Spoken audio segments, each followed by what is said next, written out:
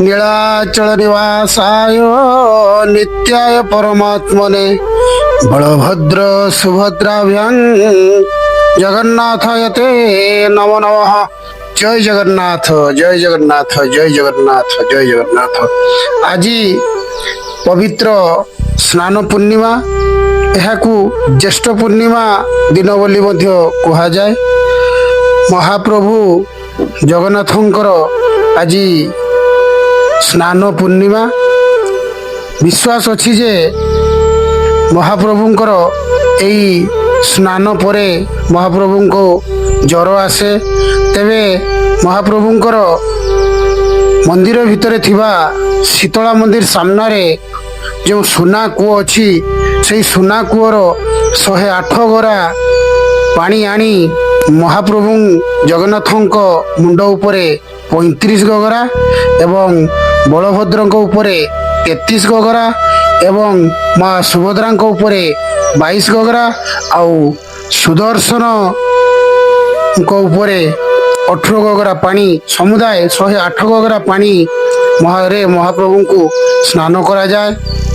तेबे विश्वास अच्छी जे एई महाप्रभुंकर स्नान परे महाप्रभु को ज्वर आसे। महाप्रभुंकर से चकाचक आखि ढल ढल होई संध्या बेलू महाप्रभु को ज्वर आसी जाए।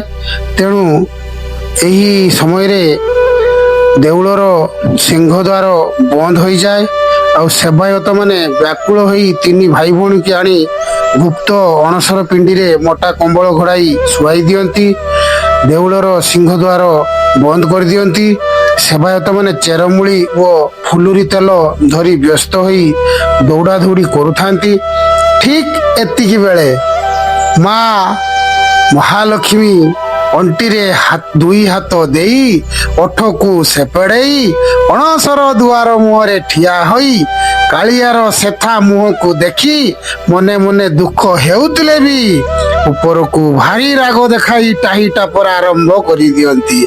आहा बड़ शौकीनी बाबू मोर, मु सकाळू कहूतिली एते पानी रे गाधाओ नहीं ठंडा हेबो, किंतु मो कथा काहींकी सुनिबे। 108 गरा पानी ढाली केमिति कुदा मारुथिलो, एबे कुदा कुआडे गला? तिनी हे जाको कंबल भितरे गुड़ेई हेई चुपचाप शोईचंती। देखो देखो बड़ भाई तो गंभीर होई गोड़ हाथ साउलुचंती।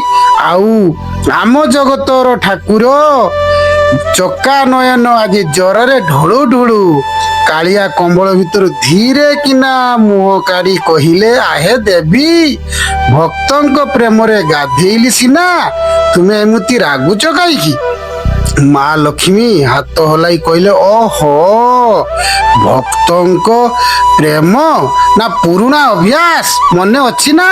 से द्वापर जुगर कथा कृष्ण अवतार रे जमुना कूल रे कदम्ब गछ ऊपर लुचि बसी गोपी मानक गाधुआ देखुतिल, आउ सेमानक लुगा चोरी कहूतिल हाथ जोड़ी ऊपर को आस।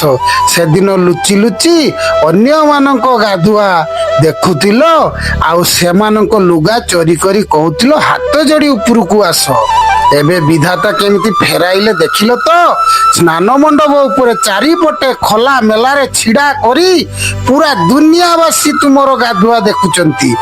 केमिति लागिला कुह? से दिन गोपी माने लाजेई जाउथिले, आज पूरा जगत आगरे निजे गाधेई गाधेई शेषरे एई गुप्त कोठरी रे ज्वर रे कंपुच। कालिया कहिले, माँ महालक्ष्मी को, लक्ष्मी सेतेबेले मु सेमानक माया वस्त्र हरण करिथिली, आउ आजी भक्त माने मते निज प्रेम वस्त्र रे आच्छादित करिदेले। एइटा तो प्रेमर जर। एतिकी बेले पाख कंबल भितर बड़ भाई बलभद्र गंभीर आवाज रे गर्जन कला भली कहले, कालिया तुम दुई जन को कलिगोल जदि सरी थांता तेबे मो गोड़टा को टिके किए चिपी दियंता। मो मुंड तो बुलाउची, मु तो भाबितिली मु बड़ भाई ମୋ ମୁଣ୍ଡରେ ବେଶୀ ପାଣି ଢଳା ହେବ। ଏଇ ଚଗଲା କାଳିଆ ଚକ୍କରରେ ମୁଁ ବି 15 ଦିନ ପାଇଁ କମ୍ବଳ ତଳେ ବନ୍ଦୀ ହେଲି। ଏବେ ଭୋଗ ବନ୍ଦ, ଖାଲି ପିତା ପାଣି ପିଅ। ଓହୋ, ଏ ପିତା ପାଣି ଆଉ ପିଇ ହବନି। ସେପଟୁ ସୁଭଦ୍ରା ନିଜ ଛୋଟ କମ୍ବଳ ଭିତରୁ ମୁହଁ ଶୁଖାଇ କହିଲେ, ଭାଉଜ ତୁମେ ଖାଲି ଭାଇଙ୍କୁ ଗାଳି କରୁଛ, ମୋ କଥା ଟିକେ ଦେଖ। ଏଇ ଦୁଇ ଭାଇଙ୍କ ସାଙ୍ଗରେ ରହି ମୋ ଗେହ୍ଲାପଣ ସବୁ ବାହାରିଗଲା। କାଳିଆ ଭାଇ ଡେଉଁଥିଲା ବୋଲି ସେବାୟତ ମାନେ ମୋ ଉପରେ ବି ସବୁ ପାଣି ଢାଳିଦେଲେ। ଏବେ ମୋ ଦେହ ବି ଥଣ୍ଡାରେ କମ୍ପୁଛି। ମା ଲକ୍ଷ୍ମୀ ହସି ଦେଇ କହିଲେ, ଥାଉ ଥାଉ ନଣନ୍ଦ ହଳଦୀ ମୁହିଁ, ତୁମେ ତ ଦୁଇ ଭାଇଙ୍କର ଗେଲି ଭଉଣୀ। ଏବେ 15 ଦିନ ଯାଏଁ ଏହି ଅଣସର ଘରେ ପଡି ରୁହ। କାଲିଠାରୁ ସେଇ ପିତା ଔଷଧ ମିଳିବ, ସେତେବେଳେ ବୁଝିବ। ସେପଟେ 56 ଭୋଗ ବନ୍ଦ, ଖାଲି ଚେରମୂଳି ପାଣି ଖାଇବାକୁ ପଡିବ। ମୁଁ ଚାଲିଲି, ମୋର ରୋଷ ଘରେ ଅନେକ କାମ ଅଛି। ଏତିକି କହି ମା ଲକ୍ଷ୍ମୀ ମୁହଁ ବୁଲାଇ ହସି ହସି ଚାଲି ଯାଆନ୍ତି।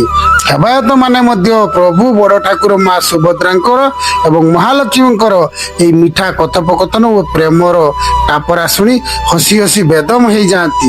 କାଳିଆ ଶାନ୍ତ ବି କମ୍ବଳ ଭିତରୁ ଆଖି ମାରି ସେବାୟତ ମାନଙ୍କୁ ଚେରମୂଳି ମାଗି କୁହନ୍ତି, ମୋତେ ଏ ପିତା ଆଉ କେତେ ଦିନ ଦେବ? ମୋତେ ଆଉ ଏଗୁଡ଼ିକ ରୁଚୁନି, ତେଣୁ ମୋ ପାଇଁ ଅଲଗା କିଛି ବନ୍ଦୋବସ୍ତ କର।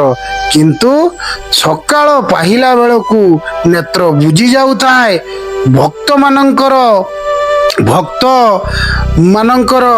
ଭକ୍ତରି ଭକ୍ତିରେ ଯେଉଁ ଭକ୍ତ ଅଶ୍ରୁ ଭରା ଜଳରେ ପ୍ରଭୁ ଗାଧେଇ ଆଉ ଆଖି ଖୋଲୁ ନଥାନ୍ତି, ତାଙ୍କର ଦେହ ଜ୍ୱରରେ କମ୍ପୁଥାଏ। ତେଣୁ ଆଉ କିଛି ଅଲଗା ଭୋଗ ସେମାନଙ୍କୁ ଦିଆ ହେଇ ପାରୁନଥାଏ। ତେବେ ଏହିଭଳି ଲୋକ କଥା ଏବଂ ବିଶ୍ୱାସ ରହିଥାଏ। ଇଏ ତ ପୁରୀର ସେଇ ବଡ଼ ଦେଉଳର କଥା, କିନ୍ତୁ ଆମ ଗ୍ରାମର ଆଗ୍ରିଆରେ ମହାପ୍ରଭୁଙ୍କର ଏଇଭଳି ନୀତିକାନ୍ତି ଆମେ ସମ୍ପୂର୍ଣ୍ଣ ଭାବେ କରିପାରୁନାହୁଁ। ତେବେ ପ୍ରଭୁଙ୍କର ଦୟାରେ ଆମର এই ପ୍ରୟାସ ଆମ ଗ୍ରାମରେ ପାଖାପାଖି ଯେଉଁ ରୋଗଗ୍ରସ୍ତ ଲୋକମାନେ ବା ବୃଦ୍ଧ ବୟୋଜ୍ୟେଷ୍ଠ ବ୍ୟକ୍ତିମାନେ ଆଜି ଦୂର ଦୂରାନ୍ତକୁ ଯାଇ ମହାପ୍ରଭୁଙ୍କ ସ୍ନାନ ଯାତ୍ରା ଦେଖିପାରୁନାହାନ୍ତି, ମହାପ୍ରଭୁଙ୍କର ରଥଯାତ୍ରା ଦେଖିପାରୁନାହାନ୍ତି, ଏହିସବୁକୁ କେମିତି ସେମାନେ ନିଜ ଘର ପାଖରେ ଦେଖିପାରିବେ? ତେବେ ତାହା ଆମର ଏଇ ପ୍ରୟାସ ଏବଂ ମହାପ୍ରଭୁଙ୍କର ଆଶୀର୍ବାଦ, ମହାପ୍ରଭୁଙ୍କର କରୁଣା ନହେଲେ ଏତେ ବଡ଼ କଥା ଆମେ ଭାବିପାରିବାନି, ଏତେ ବଡ଼ କାମ ଆମେ କରିପାରିବାନି। ତେଣୁ ସବୁ ସେଇ ଜଗତର ନାଥଙ୍କର ଇଚ୍ଛା। ସେଇ ମହାବାହୁ, ସେଇ ମହାପ୍ରଭୁଙ୍କର ବିନା ଇଚ୍ଛା ବଳରେ ଗଛର ପତ୍ର ଗୋଟେ ବି ହଲିବ ନାହିଁ। କିନ୍ତୁ ଆଜି ଏତେ ବଡ଼ ଅନୁଷ୍ଠାନ, ଏତେ ବଡ଼ କାର୍ଯ୍ୟ, ମହାପ୍ରଭୁଙ୍କର ଏତେ ବଡ଼ ସେବା କାର୍ଯ୍ୟ କରିବା ପାଇଁ ଆମକୁ ସୁଯୋଗ ମିଳିଛି। ତେବେ ଏଇଭଳି ମହାପ୍ରଭୁ ଆମକୁ କରୁଣା କରୁଥାନ୍ତୁ।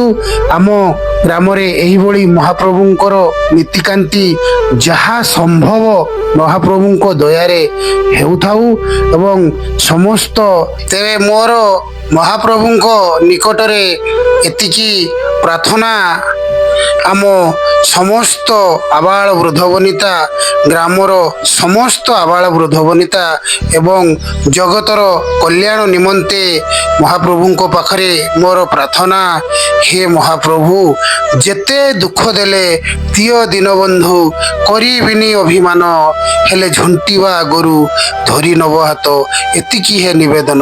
ହେ ପ୍ରଭୁ ଚକା ନୟନ, ହେ ଜଗନ୍ନାଥ, ହେ ବଳିଆର ଭୁଜ, ଆଜି ଆମର ଏଇ ପ୍ରୟାସରେ ଯେମିତି ଆମ ଗ୍ରାମର ସମସ୍ତଙ୍କର ସହଯୋଗ ରହୁ, ସମସ୍ତେ ଆସି ମହାପ୍ରଭୁଙ୍କର ଏହି କାମରେ ମହାପ୍ରଭୁଙ୍କର ଏହି ସେବା କାର୍ଯ୍ୟରେ ନିୟୋଜିତ ହୁଅନ୍ତୁ। ସମସ୍ତେ ମହାପ୍ରଭୁଙ୍କର କରୁଣା ଲାଭ କରନ୍ତୁ। ଆଜି ଏତେ ବଡ଼ ଅନୁଷ୍ଠାନ କରିବାର କେବଳ ପ୍ରୟାସ ଆମ ଗ୍ରାମରେ ଯେଉଁ ବୟୋଜ୍ୟେଷ୍ଠ ବ୍ୟକ୍ତିମାନେ ଦୂର ଦୂରାନ୍ତକୁ ଯାଇ ମହାପ୍ରଭୁଙ୍କର ନୀତିକାନ୍ତି ସେବା କରିପାରୁନାହାନ୍ତି, ନୀତିକାନ୍ତିରେ ଦର୍ଶନ କରିପାରୁନାହାନ୍ତି, ସେମାନେ କେମିତି ନିଜ ଘର ପାଖରେ ସବୁ ମହାପ୍ରଭୁଙ୍କର ରଥ, ବାହୁଡ଼ା, ସ୍ନାନଯାତ୍ରା ଏବଂ ଅନ୍ୟାନ୍ୟ କାର୍ଯ୍ୟକ୍ରମ ମହାପ୍ରଭୁଙ୍କର ଦର୍ଶନ କରିପାରିବେ। ଆମର ଏହି ଛୋଟ ପ୍ରୟାସ, ତେବେ ଏହି ପ୍ରୟାସ ମହାପ୍ରଭୁଙ୍କର ଇଚ୍ଛାରେ ହିଁ ହେଉଛି। ତେଣୁ ସିଏ ଜଗତ ଜନକ ମନୁଆ ଠାକୁର, ତାର ଡୋରି ନ ଲାଗିଲେ ତାର ଦର୍ଶନ ବି ମିଳିବା ଭାରି କଷ୍ଟ। ସେ ଭାବକୁ ନିକଟ, ଅଭାବକୁ ଦୂର, ହେଲେ ବି ସେ ଭକ୍ତ, ସମସ୍ତ ଭକ୍ତମାନଙ୍କୁ ନିଜେ ଭଗବାନ ଦର୍ଶନ ଦେବା ପାଇଁ ବର୍ଷକୁ 2 ଥର ମନ୍ଦିରରୁ ବାହାରକୁ ଆସନ୍ତି। ଥରେ ଏହି ସ୍ନାନ ପୂର୍ଣ୍ଣିମା ଦିନ, ଆଉ ଘୋଷଯାତ୍ରା ଦିନ। ଏହି ସମୟରେ ଭକ୍ତ ବିଭୋଳ ସେଇ ମହାପ୍ରଭୁ ଆଜି ସ୍ନାନ ପୂର୍ଣ୍ଣିମାରେ ବାହାରକୁ ଆସିଛନ୍ତି। ଆଉ ଅଳ୍ପ ସମୟ ପରେ ସେ ଅଣସର ପିଣ୍ଡିକୁ ଯିବେ। ତେଣୁ ଅଣସର ପିଣ୍ଡିରେ ତାଙ୍କର ଗୁପ୍ତ ସ୍ୱାସ୍ଥ୍ୟ ସେବା, ଗୁପ୍ତ ପୂଜା ଆରମ୍ଭ ହେବ। 15 ଦିନ ପର୍ଯ୍ୟନ୍ତ ମହାପ୍ରଭୁଙ୍କର ଦର୍ଶନ ଆଉ ମିଳିବ ନାହିଁ। କେବଳ ଦଇତାପତି ସେବକମାନେ ଭିତରେ ଯାଇ ମହାପ୍ରଭୁଙ୍କର ଗୁପ୍ତ ସେବା କରିବେ। 15 ଦିନ ପରେ ପୁଣି ମହାପ୍ରଭୁଙ୍କର ନବଯୌବନ, ତାପରେ ମହାପ୍ରଭୁ ସାଜସଜ୍ଜା ହୋଇ ପୁଣି ରଥକୁ ଆଗମନ କରିବେ ଏବଂ ମାଉସୀ ଘରକୁ ଯିବେ। ସେହି ସମୟରେ ମହାପ୍ରଭୁଙ୍କର ପୁଣି ଆଉ ଥରେ ଦର୍ଶନ ମିଳିବ। ହେ ଭକତ, ମୋତେ କୁଣ୍ଢେଇ ପକା କହି ବଡ଼ଦାଣ୍ଡରେ ମହାପ୍ରଭୁଙ୍କର ରଥ ଗଡ଼ି ଗଡ଼ି ଚାଲିବ। ମହାପ୍ରଭୁଙ୍କୁ ବର୍ତ୍ତମାନ ନନା ଅଣସର ପିଣ୍ଡି ସେଜରେ ଶୁଆଇ ଦେଇ ଘୋଡ଼ାଇ ଦେଲେ। ଏବେଠାରୁ ମହାପ୍ରଭୁଙ୍କର ଦର୍ଶନ ବନ୍ଦ ରହିଲା। ହେ ପ୍ରଭୁ, ତୁମେ ଏ ଅସୁସ୍ଥରୁ ଶୀଘ୍ର ସୁସ୍ଥ ହୋଇଯାଅ, ତାପରେ ତମର ଦର୍ଶନ ପୁଣି ଭକ୍ତ ପାଆନ୍ତୁ।